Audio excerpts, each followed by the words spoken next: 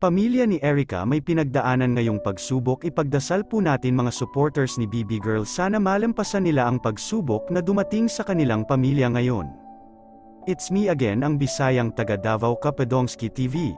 Kumusta ang lahat? Na-miss ko ang aking mga viewers ngayon dahil 2 days akong hindi naka-upload. Nakakamiss rin pala ang mga bashers ni Erica, hahaha joke.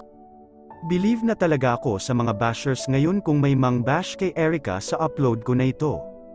Nakakalungkot ang aking nabalitaan na may matinding pagsubok ang dumating sa pamilya ni Erica dahil sa ilang araw na haka-haka kung sino ang nagkakasakit sa pamilya ni Erica, at sinabi nga pa sa aking nabalitaan na medyo hindi okay ang lagay ng isang kapamilya ni Erica sa hospital.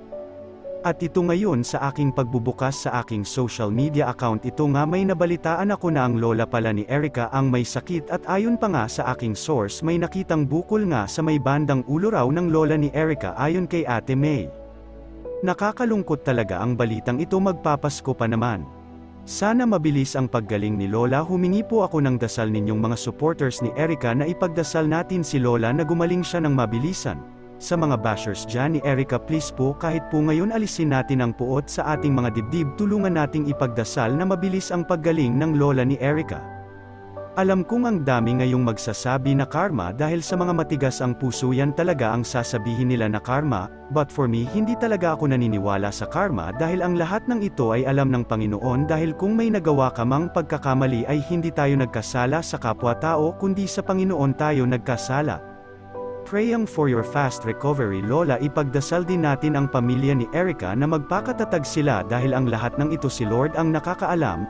Hanggang dito na lang muli ang inyong lingkod. Hanggang sa muli, ang Ginoo nagauban ka natong tanan. I love you all. Watch the full video sa channel ni Kuya Barbero mga idol. Support rin natin ang kanyang YouTube channel. Daghang salamat sa inyong tanan. Message din sa atin si Ate May na medyo nasa ospital nga po sila, at hindi rin maganda yung kanilang kalagayan ngayon dahil kay lola nila na nasa ospital po, at ang findings po yata hindi natin alam, pero sabi daw po ay parang merong nakita na bukol yata yun, so hindi natin ma-sure, pero yung sabi sa atin ni Ate May parang sa part ng ulo, so sana makarecover, mabilis gumaling si Lola kasi nalungkot din tayo, so yun lang ang ating update. So sana ipag-pray nyo, so palagi nyo silang palakasin na makayanan yung mga problema na kanilang kinahaharap ngayon. At